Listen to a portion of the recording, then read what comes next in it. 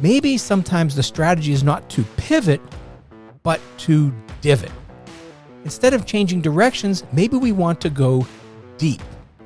In businesses, in a lot of cases, we get focused on bright, shiny objects, new opportunities, things that look interesting and different. And this is not just now during a pandemic. I'm talking about any time in business. In fact, when things are good, we often pivot because we get enamored with novelty.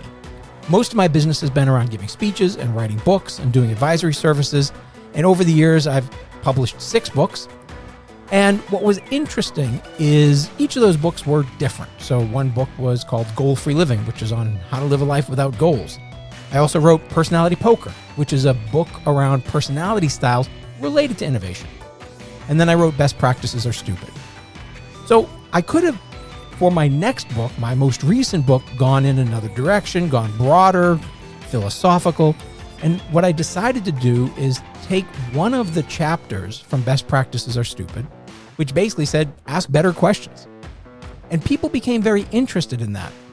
What they realized was it's easy to say ask better questions as a way of driving better solutions, but to actually do it, well, it's much more complicated.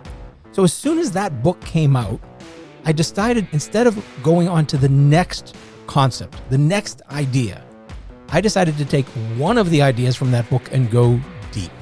Decided to divot. And what I started doing is developing invisible solutions.